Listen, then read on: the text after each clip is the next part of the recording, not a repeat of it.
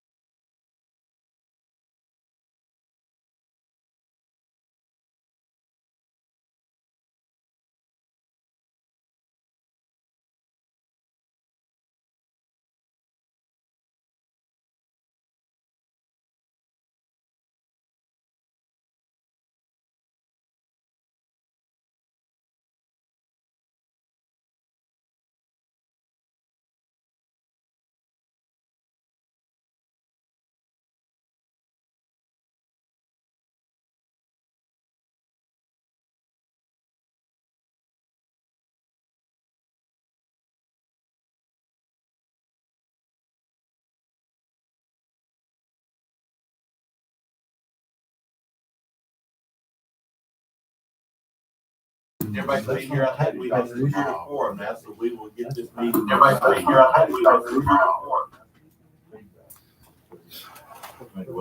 We good? Yes, sir, we're up. Oh, okay, thanks, sir. Good morning, everybody. First, on business is to approve the minutes from the July 10th, 2023 MPO policy board meeting. So moved. Got a motion, and a second. A motion, and a second. Any discussion? All in favor? Any opposed?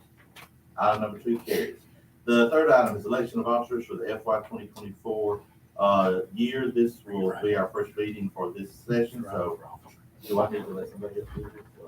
No, okay. Make a motion for Mayor Garrison to remain as chairman. Second. Move to close the nomination. Opposed. All right. I don't see anything. All right, all in favor of that motion? Any opposed? All right, we need a motion, number 2 be a motion for vice chair. Who was that? You. Make a motion to have. Not accepting that. I guess that. Close the nomination. All right, nominations are now closed. All in favor of that nomination? Any opposed? Motion carries. Moving on, thank you.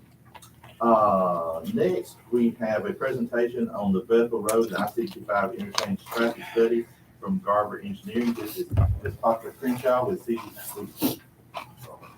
Garver Engineering, I get it right.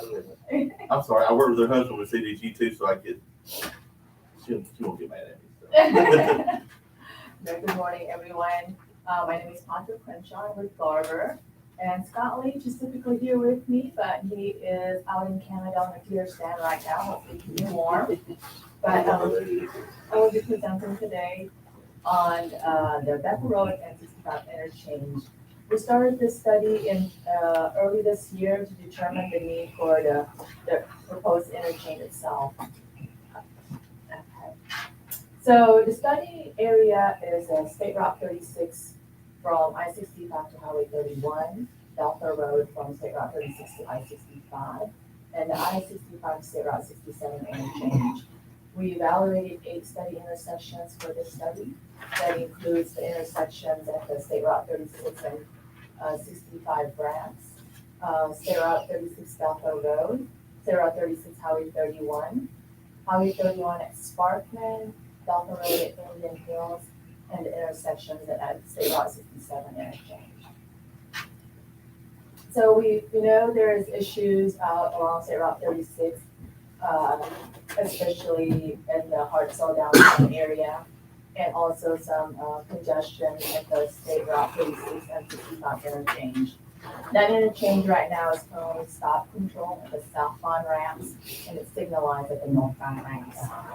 We did some counts, and currently the ADT, our daily traffic volume for Strat 36 is 10,000 vehicles per day to 15,000 vehicles per day.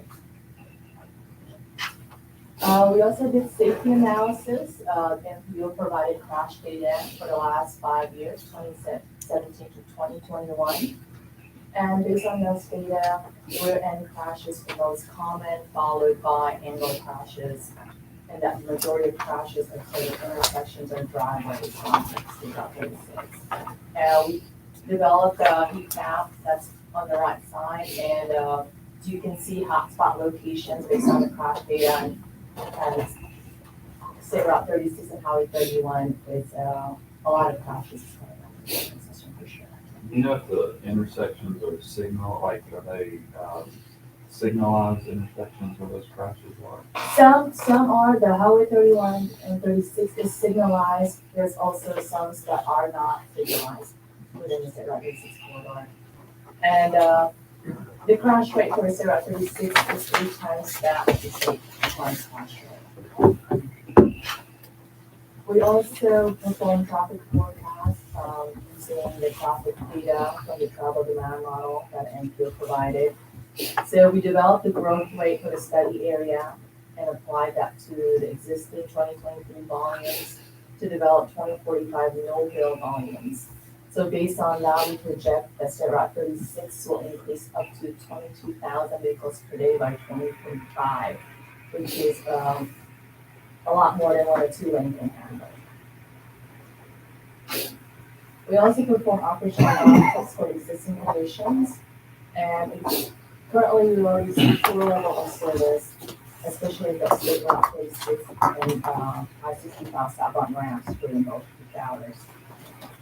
Analysis also show queuing on the state route 36 southbound off ramp, especially in the PM peak, and queuing on the eastbound approach on the 65 northbound ramps in the AM, and that is what we see out in the site visit also.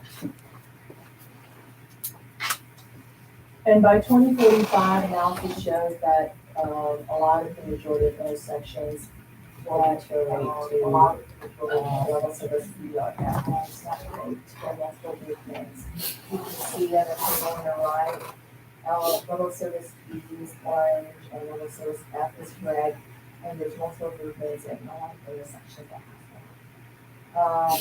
Intersections at the State Route 36 interchange, the queues will worsen by 10%.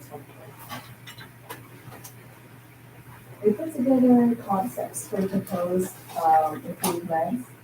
The interchange that route at Bethel Road and I-65, that is proposed to be located about 1.7 miles north of the State Route 36 interchange and about 4.2 miles south of the 67 interchange.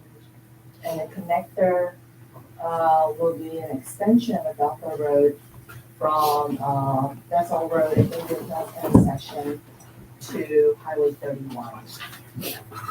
We drew up another concept, a similar concept, but this one's more accommodating to the terrain that's out there.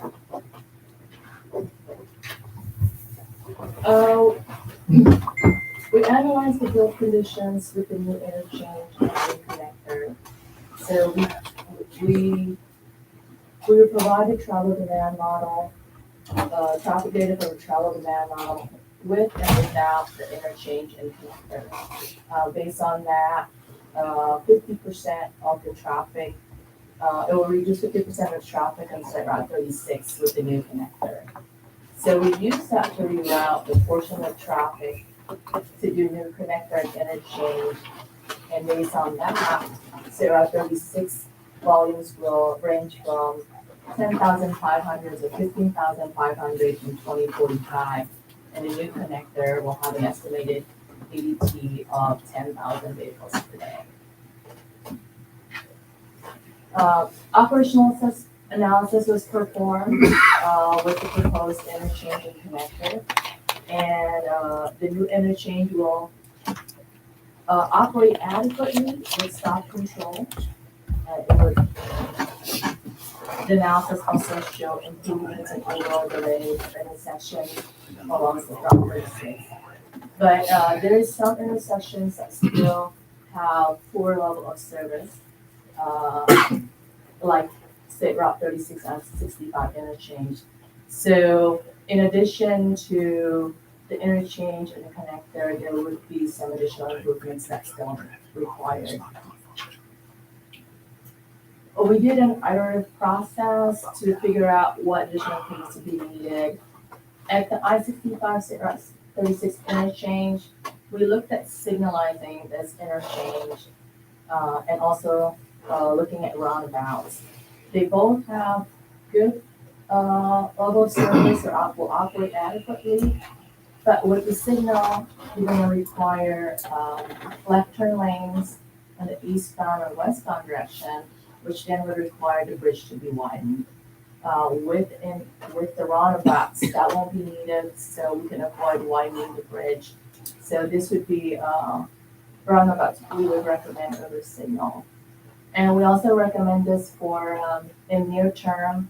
This would help alleviate the current congestion that you see already. In addition to that, at the Highway 31, State Route 36, an eastbound right turn lane would be needed. Northbound and southbound left turn lanes at the State Route 36 and Bethel. And at the interchange at 67, we would recommend dual left turn lanes for the southbound and northbound, and also eastbound. I know there's been a previous study when we looked at proposing a DDI or diverging diamond interchange. So that would be an option for the State Route 67 interchange. So we did another operational analysis or evaluated with all the build conditions, with interchange, with the connector, additional improvements. And in 2045, we're showing great level of service for all intersections and no significant queuing. And that is all I have for the project. Any questions? Okay, sorry to be rushing through that. No, you're fine. Anybody have any questions? Did I hear a projected cost on the 3665? With the roundabout, Yeah, roundabout. they estimated somewhere around 3 million, but it probably wouldn't require any additional driving. But also on that, there is some, little bit of access management too, with the, current cuts with the stations and stuff that help with, traffic movement and roundabouts. When you say stations, of gas stations? Yes, you can pull it up. We added service roads so they don't have all those cuts on 36. That's one concept with service roads behind. And then that's with service roads right next to the State Route 36 Closing all that access from coming just to the side roads. that come in at the intersection. And then, did they look at 67 and 65? I know they looked at it. We looked at it, or they looked at it in the previous study that Right. we had recommended for the Virgin Diamond interchange. There's pros to that too, because you can do it inside of the existing footprint problem. What's the cost on that? I think it's about 10 to 12 million for the DDI. But you also recommended some dual turn lanes going and coming off of 65, right? Yes, so dual southbound, dual northbound, and dual eastbound. When does the traffic counts get high enough to start, meaning we need to find $12 million to address that? Right now, it's, We're there. we are there? Okay, is it a F or a D minus or a the intersection? Yes, especially in, of course, southbound is PM peak hours, and then eastbound on the AM peak, everybody's wanting to go up north. So it's pretty much near the same pattern that we see on 36. And then PM, everybody's going home, going southbound off ramp. and then eastbound. So we have, it's needed now. Yeah, and I know, this study, Morgan County, and parts of Price was put in back for this study. A lot of times we do these studies and we get done with it, but for this study, we were studying the interchange and, connecting road, but we also have two more things that we can work on that's smaller than that project in this study. So being the roundabouts, or solutions to that interchange. And the interchange at 67, 65, so there's two other things that come out of this that we can work on in the short term. For less money. Less money than building a new connector to 30. And it's still a lot of money, but it's less money. So 12 and 15. Or 12 and 3 for total.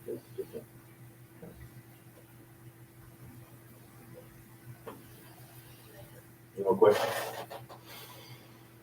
So I think we need to open the public comment period for this interchange traffic study. We need a motion for that.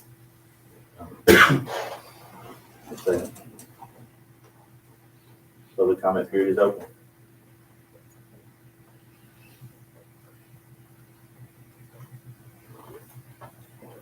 I guess I spoke out of line since I'm public. I'm illegit. I don't have a vote. Well, the 3 million is for the roundabouts on 36, right? Yes, That the yes, ma'am. 12 million is for the 2 lanes The Virgin Diamond. at 67. 67. how much is the new intersection? The If we interchange, added one at, Bethel Road? The interchange itself is probably gonna be about 15 million if it is the one at Bethel Road. Yeah, that's not including the connector roads yet. But that's probably what it's gonna be. So, We don't have a number, we have a number for the connection though. We did talk about that. Yeah, I think it's probably about around, so about 35, 35. usually low, so.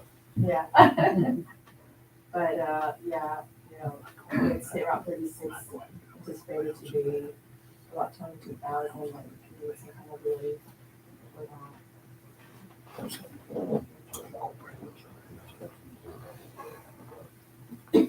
I did talk to Mr. Vincent about these roundabouts, and he said it did not work at the, exit at, yeah, 55, it's awful because of the truck traffic.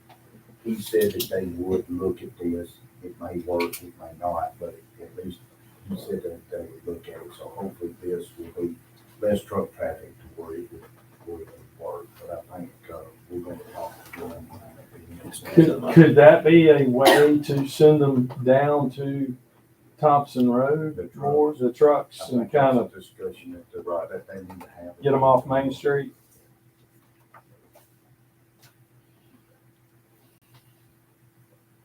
You said it would be implementing turn lanes there as well? I don't think there are any more turn lanes there. Like start turn lanes to get on. That was 67. You got 35 million dollars? Because I know it's not still coming in right there, Right, because there's no way to turn and get on. right, which now you wouldn't slow down.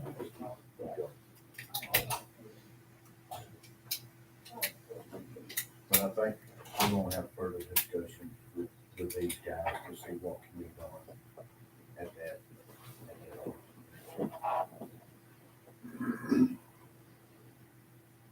We have motion closed public hearing. Motion, have a second. All in favor? Closed hearing is closed. Comment period, I'm sorry, not public hearing. All right, moving along. Item number 6, adopt resolution 2401 to approve the Bethel Road and I-65 interchange traffic study. We're not further doing it, I just approve Approve the it. study. Yeah. Have a motion, have a second? Second. Have a second. Motion second, any discussion? All in favor? Any opposed? Item 6 carries. Item number 7, adopt resolution 2402 to adopt the current transportation improvement program to add the following projects. Resurfacing on State Route 20 from 0.5 mile west of State Road 3 or US 31 and the railroad overpass to 0.22 mile west of 12th Avenue. So much. Any discussion? All in favor? Any opposed? Resolution 2402 carries. Item number 8, adopt resolution 2403 to amend the current transportation improvement program to add the following project. Section 5310 from Transit CDD of Central Alabama to the Capital Rolling Stock FY 2023. This project is CDD actually applied for a 5310 grant from the transit section of the ALDOT. They received the funding for that. They're gonna buy vans to help transport their people throughout the area. They do this usually every year. They get a couple of new vans, replacement vans, but I think City of Decatur applied for a 5310 grant also. But if they get awarded, it'll be the same, but we're gonna mention it. So, We have a motion to approve resolution 2403. Second. A motion is second, any discussion? All in favor? Any opposed? Resolution carries. Item number 9, adopt resolution 2404 to amend the current transportation improvement program to decrease the estimated cost on the following projects. Intersection improvements on Palm Beach Road at US 31 in the city of Hartsville. It'll be increased next year. I'm gonna explain just a little bit. The next two projects on the agenda are actually MPO projects. Usually, I get an email from Montgomery, basically to continue motion to do a resolution to update the TIP. There's a lot of estimates that are done throughout the process. Sometimes in the estimates, you'll see they come in and it's more. Sometimes it's a decrease, which in this instance we have a decrease. Usually that happens until the project bids. And then when the project bids, we have a final cost. We know what the cost is. And so I thought I'd just kind of explain that's why we do these resolutions, because one is we get action to say, hey, you've got to go take the transportation improvement program, and that's what this body's doing today. We got one project on here, and later on I'll explain that bids and say it's bid and the numbers are firm on that one. But anytime we're going through this body, if it's bid, and I know it's a final number, I'll tell you. But on this project, it is an MPO project. It's actually showing right now that the estimated cost has decreased, which is a good thing. It saves the MPO money and the sponsor money if it holds true to where it's at. But any questions on me? Okay, we have decrease, so. a motion, we have a second. Second. Motion and a second, any discussion? All in favor? Aye. Any opposed? Resolution 2404 carries. Item number 10, is another MPO project, adopt resolution 2405 to amend the current TIP to decrease the estimated cost on the following project. This is resurfacing on Bethel Road from Linwood Circle to Kimberly Street, Cave Springs Road from Bethel Road to Sunset Acres, Skidmore Road from Highway 67 to Cave Springs Road in the city of Proctor. Yes, this is the same thing. It's estimated cost has decreased on this one. But it is in the city of Priceville. It's an MPO project. Priceville required to match it. Heard Dwayne's explanation. We have a motion. Motion, a second. Any discussion? All in favor? Any opposed? Resolution 2405 carries. Next item is adopt resolution 2406 to amend the current transportation improvement program to decrease the estimated right-of-way cost on the following projects. Beach replacements on State Road US 31 over Norfolk Southern Railway in Limestone County. Yeah, this is a state project. It's actually on the two railroad bridges. It's north of the river, up next to Calhoun. This may go up this right away. Hopefully it won't, but it's a state managed project. The next one on the agenda too is a construction phase of this one. We have a motion to approve this resolution. It says decrease. Yeah. I'll second. All right. You got to move up closer to the table. I know, start shouting out. All right, we have a motion and a second. Any discussion? All in favor? Aye. Any opposed? Okay, you're going to that out next. Yeah. Item number 12 is adopt resolution 2407 to amend the current transportation improvement program to increase the estimated construction cost on the following projects. Bridge replacement on State Road US 31 over Norfolk Southern Railroad. Yeah, this is a state project too. This is actually the construction phase. Ron, you may want to give her a thing where y'all at on this one. Yeah, our plans are approximately 85% complete. Right away, was recently authorized. We should begin that process of appraisal and contact the property owners. Just a handful of small, actually temporary construction easements, so not any permanent right of way associated with the project.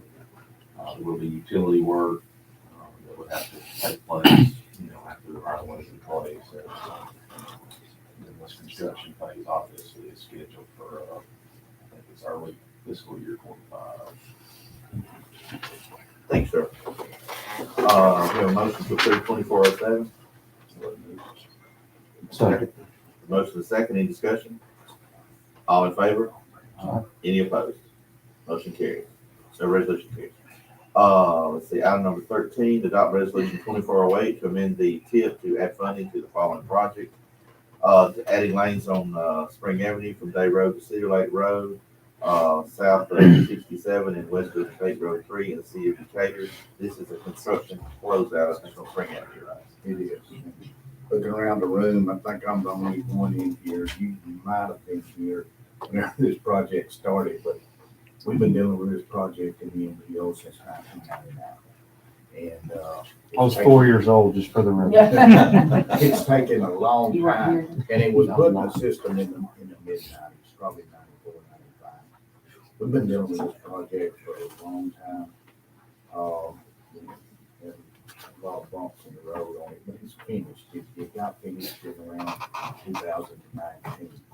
And the MPO's been saving money for a long time because we knew this project was going to run over.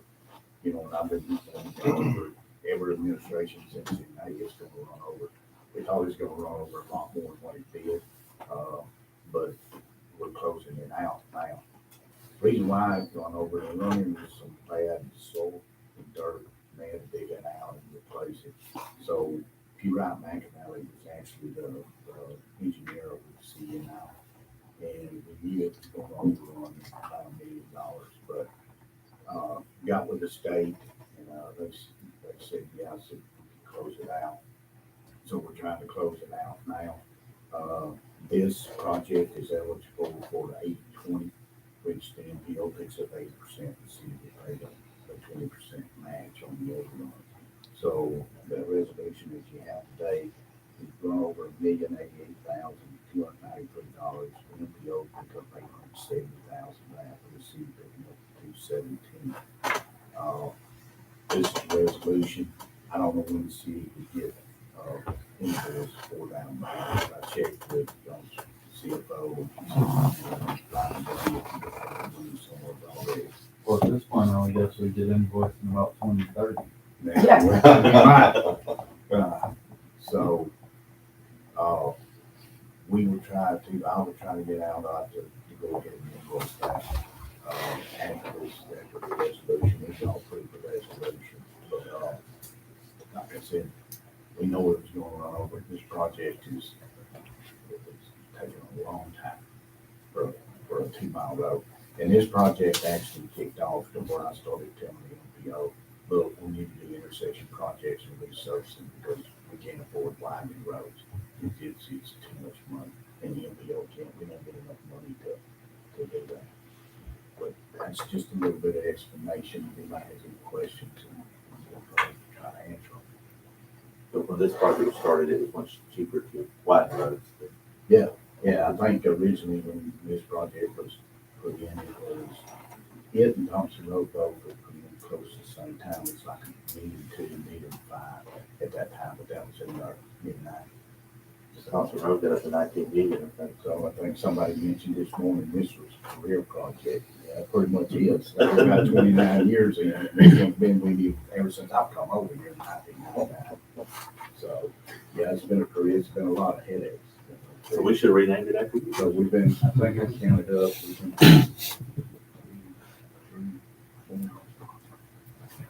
I guess this is 6th administration, this project's You heard the Wednesday explanation. Do we have a motion to approve resolution 2408? So moved. Motion to a second. Carlton will say. We have a motion to a second. Any discussion? All in favor? Any opposed? Resolution carries. Number 14, adopt resolution 2409 to amend the current TIP to increase the cost, the construction cost on the following project: structural repairs, paint, and bridge guardrail on Interstate 65 bridges on the Tennessee River. This was the one that I told you it wasn't an estimate, this is real numbers. If you remember back in July, we had a meeting where we approved, the bridge project to be put in the TIP at $30 million. The state did that project in, September. The numbers come back in, and, I actually got an email, from the state to saying that the estimated cost increased to 34 million. So I got the correct numbers, through the office engineer down at the state. These are the correct numbers for 31,549 for this project. So these are good numbers and not estimated numbers, but we'd like, speak a little bit to this. Yeah, so like Dwayne said, we did this project in September. SECA incorporated out of North Carolina was a little better. We've worked with them before on bridge repair, on State Route 117 over the Tennessee River in Jackson County in the last couple of years. We've had a good working relationship with them, so we're excited to see them get the project. Typically, it takes about 2 months once a project's bid that a notice to proceed would be issued to a contractor, which would put you into December. At this point, it's hard to say whether the contractor would want to take the project on, during the winter months or not. So it could be that we all would agree it would be advantageous to wait and start the project a little later. So it is coming quickly. I guess I need a little educational reminder. So we have the rehab project this is not related to the big rehab project, is that? Well, this is the rehab of the Tennessee. But I thought it was, I'm really fixing to make a big mistake. So I thought it was determined that the guardrails were not gonna have to be reworked because, wait, Yes, so the barrier rail is the concrete rail that, structurally is part of the bridge. We're not doing that. What's called the guardrail retrofit is really just where the steel beam guardrail attaches to the ends of the bridge. Those connections don't meet current standards, so that's really all that is. It's a little modification at the ends. Our guardrails different, we have a different height. can you see where the confusion Yes, might come in? yes. Okay, fine. So, that said, with this work, we were expecting the work to be done from underneath and not, hinder traffic flow. No, there will be, That's the deck improvements that. need to be Well, made. but also the painting of the big steel plate girders over the spans over the river. Contractor will need to, have equipment on the deck, have lines, they'll have to sandblast, all that steel. There'll be some modifications to the girders and then repainting them. Now our traffic control plan will, for most of the time, it will maintain 2 lanes in each direction. We're gonna give the contractor the outside shoulder for his use. Now, that's gonna squeeze the available space for traffic down, so it will be tight. But, it's sort of that's the best thing we could do, to help keep our costs down and also try to maintain 2 lanes. Because at some point there was gonna be full closure originally. Well, I don't know that we would ever probably close it down completely, but we were debating that it would be down to just one lane. One lane and stop. Yeah, now there will be some phases where it will be one lane. On deck there. Yes, sir, the concrete repair work will require that it be down to 1 lane. Now, that will be a very short time frame relative to the overall project. What about night work? Will this be performed at night? They can if they elect to, but we did not restrict them to night work. Is there a reason? The cost, if we restrict, we talked to some of the contractors that are sort of specialty in this type of repair work. They can do that, but the cost goes up exponentially. Mm-hmm. When they have to mobilize on and off of that bridge, they'll have some equipment that's housed in trailers for the sandblasting and the painting operation. So incur a good bit of time just to get mobilized on the bridge if you make them do it at night. So there have been some planning efforts to reroute, or I think reroute would be a nice way to put it, traffic to try to lessen the amount of traffic going over the I-65 bridges during this construction phase.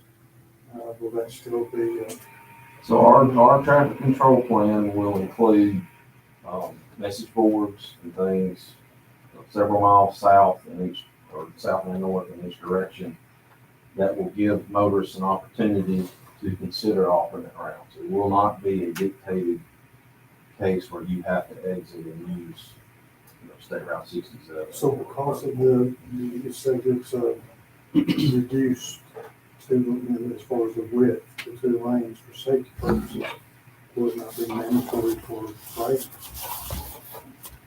No, as far as trucks, I mean, it'll still be adequate as far as it'll be a 12-foot lane. It'll be a reduced shoulder space adjacent to the rail, and the temporary barrier rail that will be placed. One thing we're going to do to help hopefully mitigate that impact is we're limiting the contractor to 1,000 feet at a time that he can have that shift. So that, I hope, will allow, as you move up the bridge, you'll have a shift, and it'll be about 1,000 feet, and it'll feel tight, but as you get past it, that barrier room will be there, and so it'll feel more open to the motorists. Hopefully speed will pick up, but it will, I think you'll see reduced speeds. Obviously, we'll post it at reduced speeds. I think the last question is, when do you anticipate that we'll start seeing traffic come through Decatur, whether it's Highway 31? As far as people electing to use an alternate route, Or having to, I mean, that's hard for me to say at this point. I mean, we don't know the contractor's schedule at this point. I mean, they'll submit some information to our construction staff regarding their schedule. So we can definitely stay in contact and let you know. You should, so whenever you talk with us about some, I guess, some mitigation that can be done on Highway 31, 6th Avenue, traffic flow, additional cameras. If they implemented We have got, single timing, yes, and that we've used it once, and it worked pretty good. Yeah. We have got devices that we can automatically, from our Huntsville Traffic Management Center, change the timing, and it'll be like a 3 or 4 minute cycle length through 31. Side roads won't have a lot of time to get it in and out, but the main through traffic will flow better for 67 and 31. Decatur and Temple has done a good job coordinating that with us and getting those in. Now, one thing I would mention, if you think about those bridges, over half of that, each bridge is for leaf structure. It's over dry ground. Now, there are times, obviously, that's inaccessible when it's in the wet weather periods, but we're hopeful the contractor will want to do the repair work to the relief portions of the bridge from underneath when you have good dry weather, and that would mitigate the impact of traffic to hopefully just the main spans over the river. Some of the relief is fairly tall, so they could elect to work it from the top. And that's our motivation, maybe not to start in the winter, because that's when it gets wet and stays wet. Yeah. It helps traffic, and the public on top, if we don't make them work in the winter. I think we'll have more meetings between now and then. Now, Seth will certainly do the video updates and everything when major things change. Any more discussion on that? How long is the time that you're thinking once you do stuff? So it's about a 2-year project to do both bridges. They're long. Well, I guess the It's parts, 4 miles of bridge. the deck portion, how long is it? So the deck repairs are fairly minor, and those will be down to 1 lane. The northbound bridge has a couple of bigger areas. If you drive them, you can kind of see places where we've had to patch them. I would think for industry, we'll be talking about maybe just a couple of weeks. We're gonna do some repairs or replacement to the armor plating at the ends of the bridge joint. There's some metal plates that protect the ends of the concrete on the spans. So there'll be some repair work to that they'll do at that time too.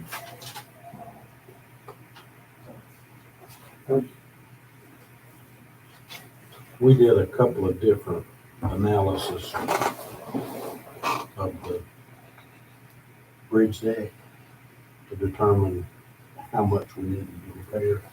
And it turned out pretty good for us, that it doesn't guarantee that something's not gonna fail a year after we get finished and be out there patching it, but it let us limit what we needed to do right now in this project. Because obviously it's not a brand new bridge, and that deck's been there a long time. And it's still subject to a little bit of deterioration even after we're done.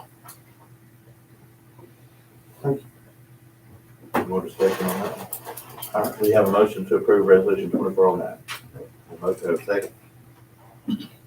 Motion a second. Any discussion? All in favor? Any opposed? Resolution 2409 carries.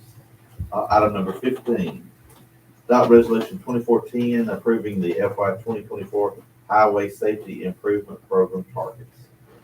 Yeah, back a few years ago, back to transportation, bills ago, Federal Highway Administration required, the state and the MPOs to do, performance measures. At that time, the MPO, as long as by the MPO, the state adopted whatever the state would come up with each year on the performance measures, and we will adopt these. One being, we don't have the data nor the expertise to collect all that data, so it's easier for us to just approve what the state has.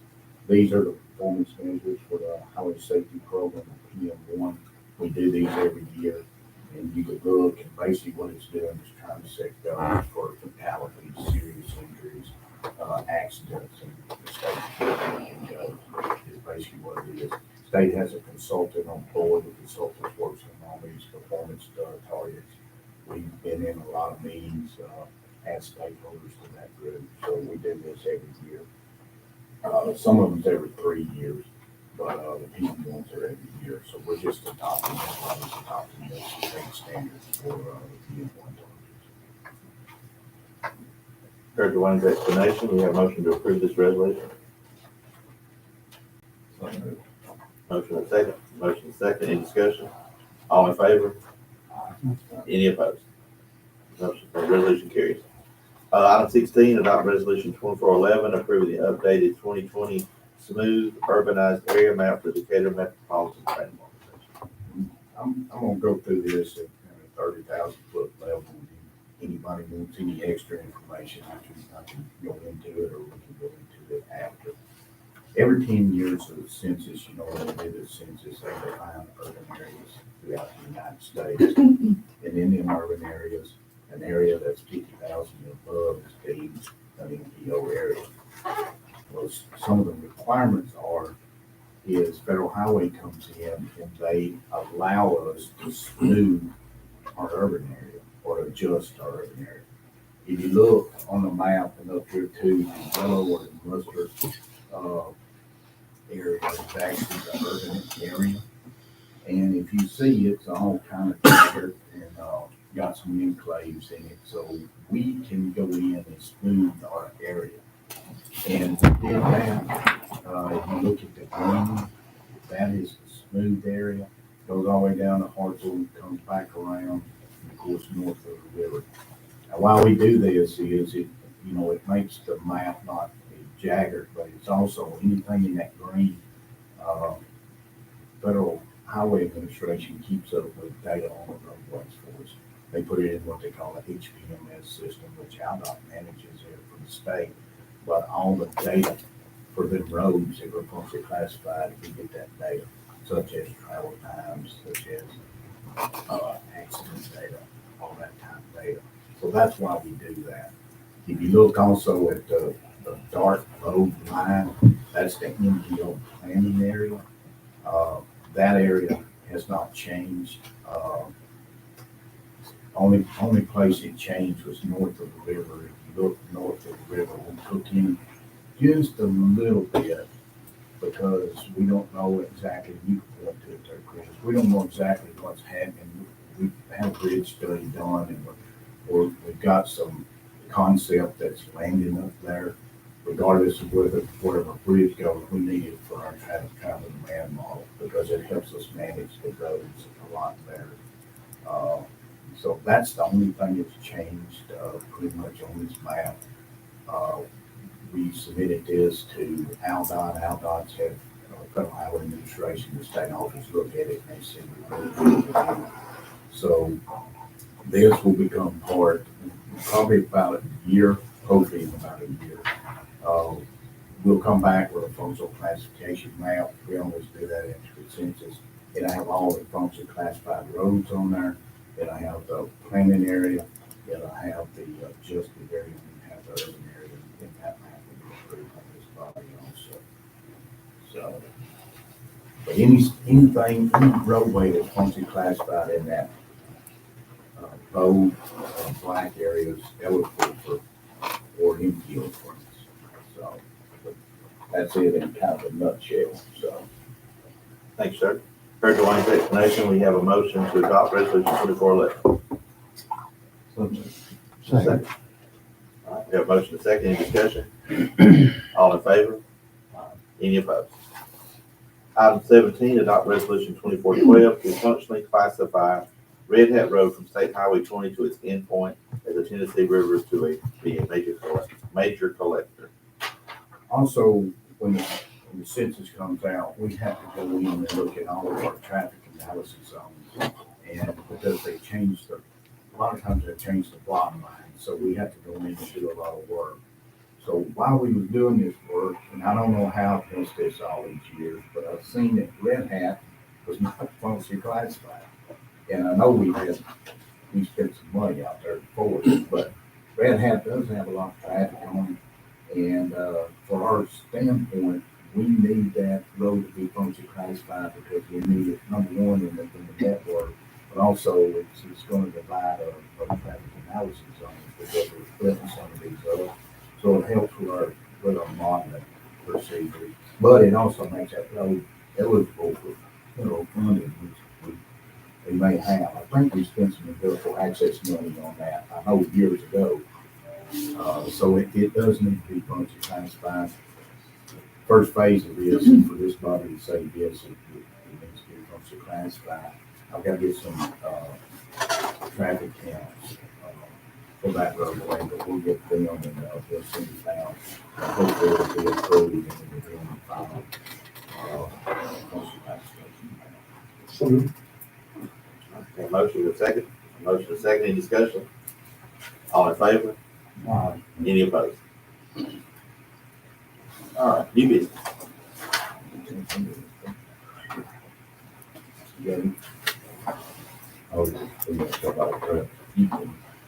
We went up to Wayne and Mary Garrison. I went up to DC last week and met discussing MPO. He can explain a lot better than I can, but the Census Bureau, the way they come up with this MPO, it's always been by mileage and stuff. They're going by houses this time, and it's got to be within a mile and a half, I think, in order to jump this gap on that. But so we're losing Hartsel, and not in our planning area, but it's in the original MPO plan. So we went up and met with Senator Britt, Congressman Strong, and Senator Tuberville's staff. He didn't get to make it over. We met with his staff trying to get some help getting ready for the 2030 census. They say they can't change anything once they make the changes to the next census. So we're laying the groundwork now to get them to go back to the, I think it's a 2.5 mile radius. We got that big area that we don't have any houses. On the map, there's the red views. So it's federal land and we can't have houses on it. So it automatically, if you go by houses, you got to be within a mile and a half. There's no way for us to keep Hartsville in it. so we had the same problem back in '05, I believe, and went up and, Congressman Kramer was there then, and that census we all met, or they did, and got it changed for the 2010 to get Hartsville back in and change the guidelines. And so we're asking them to help us meet with the Census Bureau again before the 2030 census to get these, these new rules changed before we can keep Hartsville in it. That was all very encouraging. Congressman, not Congressman, but Senator Tuberville's staff and Congressman Strong's staff both said they would set up the meeting with the Census Bureau for us to come back and meet with them about February, March, and explain what we need. I mean, I said they're not going to change it probably between now and then, but at least we can lay the groundwork and they'll know what we need to try to get Hartsville back in. It was roughly, I think, we lost about 12,000 people, I believe. Yeah, and it wasn't only in the Hartsville area because the way they calculated all of Burning Tree, most of Burning Tree, you can see on the map, it's not in there either. And there's a lot of housing units out there, but it's the way they do the calculation, and the way they do the jumps and hops. And as he was saying, we went up in 2005 and we did, you gotta lay the groundwork and you can make sure you stay on top of it and let it help us with that. But I think we had a good meeting. We had good, even Senator Riss, she met with us herself and instructed her staff to do whatever necessary to make sure we get this thing, worked out with the Census Bureau before. It was a good meeting. It's a little early, I know 2023 before, but they'll start setting these rules up around 28. And so we need to put a jump on it. That's what we're going to do here. Like I said, they encouraged us to come back around February, March and meet with the Census Bureau. And they'll be in the room with us, of course. They have more influence than we do. Like I said, it was a good meeting. So I think we'll get some results out of that. We just had to start laying the groundwork now to get that done. They're also very promising about as far as helping with other projects. Yeah, with the roundabouts and stuff, especially the Hartsville roundabout, there's only $3 million. Senator Tuberville's staff really felt like if we could get out to buy into that, the roundabout stuff, that they could help us with some earmarks on some that we'd have to put a little money in. Of course, first step is getting out to buy into the roundabouts, and they would even look at the price for the 65 and 67. But there's a lot of difference in 3 million and 12 million. And so they was more encouraged on the Hartsville for 36. Like I said, it was a great meeting. I mean, anything we asked for, they was definitely wanting to work with us. And of course, the first few minutes it was easy because they didn't have a speaker. They didn't have nothing else to do. But it's all over with now. But they was real encouraging. So I think we have good representation now, and we see that want to listen to us. And, when you go up and you say you're from Decatur, it's in the top 10 cities in the state, and you go up to Morgan County, we're in the top 10. We carry a lot of weight with our representative congressmen, so we got good people. And we need to use them while we can to get what we can. You never know how long that's going to last. So. And North Alabama area, that was that quite a lot, especially in transportation. And on this census stuff, we're not the only one. Hospitals having the same issue that they lost a half the code area because of all the rocks that you can't build on. It's more than a mile and a half or in houses, units, and so they understand that we all need help on that. So I think we'll get some results from it. It's just a matter of going back and sitting down with the Census Bureau. What caused them to go from miles to houses? Well, and that's something we're going to have to discuss with the census because they say that they can update it year time. But the issue with that is it's estimated data.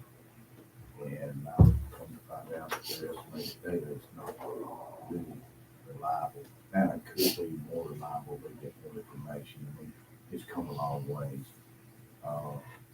Really what got us in this is what they call the jump. We went from 2.5 to 1.5 miles. we can't, we're pretty much going to penalize because we have a refuge in the So, and I told them this in 2005, you go rural, you've got two urban areas within a certain mileage, and you've got impedance in the middle, such as a refuge, you need to put a rule in there. And so hopefully we'll have better luck this time. We also explained that the city limits touch, and it's not like we're separated by miles. And we're not saying this is bad, the way they're doing it, because actually, they used to use only occupied housing units, now they're using housing units. So if you got a lot of rental units that's not occupied, then it's counted. So it's a good thing for a lot of folks. Ours is the area's grown, but we got the refuge. The refuge is good and it can be bad. In this case, it's bad, but I mean, most of the time, it's good, but we got a refuge in between all of us. Even I mean, because you could look and Furniture, how many houses in Furniture? That's not counting, So it's a long process how they calculate all that stuff. And believe me, I've been through it twice. And we go back up in March and we'll go through it again, piece for piece, because I know how to calculate stuff. So, But one was very prepared and they were impressed with everything he did.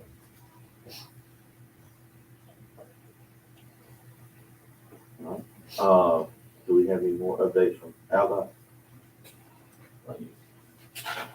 I can go over, I guess, just to update you on, MPO projects. I know we talked about a little bit of Bone Bridge Road, US 31 in Hartsville, designs complete, plans are office engineer. Right away, I think there's one track still kind of lingering around with a lien on it, and it's currently scheduled for February. The resurfacing project in Crossville, plans are approximately 90% completed. Construction review is currently scheduled for February letting. Decatur has a causeway lighting project that would be let locally. My understanding is trying to finish up the environmental process and some utility coordination. So the city can move forward with that letting. The county had a culvert project on West Morgan Road. That's, I think, still in the right-of-way phase, and it's currently scheduled for later, I think, this fiscal year. And Hartsville's got the intersection improvements at Orlando County Road and State Route 36. That's about 30% completed in the design phase. Materials testing, exploration is underway. It's got approximately 9 to 10 tracks of right-of-way. Currently scheduled for early next fiscal year. A couple of HRIP-2 funded projects that were granted last year's cycle. Trinity has intersection improvements, State Route 24, South Greenway Drive. Design is approximately 30% complete. It's currently scheduled for letting toward the end of this fiscal year. Decatur has a project to improve the intersection of Upper River Road, State Route 67. That project is under design and right-of-way acquisition phase, and it's currently scheduled for later this fiscal year. Couple of TAP projects. Decatur's got one on 6th Street, or 6th Avenue, excuse me. It's in the permitting process with Outlaw and should be moving forward soon. Crossville's got one to add sidewalks on Upper River Road and Bethel Road. It's in a preliminary phase.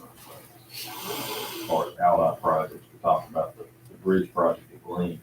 We also have a ITS project on I-65 that's from Priceville up north of Athens that would be installed. Cameras and message boards to, provide feedback to motorists about conditions and allow us to, have an eye on situations as things happen along the interstate. That design is approximately 30% complete and it's scheduled for later this fiscal year. We talked about the bridges there on US 31 north of the river there, over Norfolk Southern Railroad. Design is approximately 85% complete. Right-of-way acquisition is started. It's currently scheduled for later this fiscal year, depending on how the right-of-way process and utility work goes. We have a bridge replacement project on I-65. It's actually 4 bridges. It's the bridges over Flint Creek and CSX Railroad down at Lakon. That design's approximately 30% complete. Trying to get some coordination with the railroad to see what they're going to require of us relative to the structure size and when it's currently scheduled for fiscal year 25. Projects that are under construction, Cater's got the Church Street improvements, it's wrapping up, tunnel striping, that's ongoing. We have a resurfacing project on 36 West Parcel, it's in final striping phase. Nature project in Hartsel on 31, approximately 30% complete. They completed the drainage work and beginning to pour the curbing in the area. The Cater's HR project is outlined on the Beltline and Sandlin Central Parkway is approximately 95% complete. I think they're adding a little bit of slide drain, a couple locations. That one of the barrels are still out. I've been wondering. I've already asked them to be removed, so I guess it makes sense. But The Hartsel's got a tap project downtown. It's approximately 30% complete. And the slide repair is going forward out toward the county line. It's placing the final property. So it's probably pretty okay. It's open back up. I think they beat the curve. It looks like that. They move on pretty well. So that's all I had, unless there's something I'm missing. You got any, no, I'm good. We're gonna be good. I don't know. We might not need that first year. Motion to adjourn. Thank you all for being here.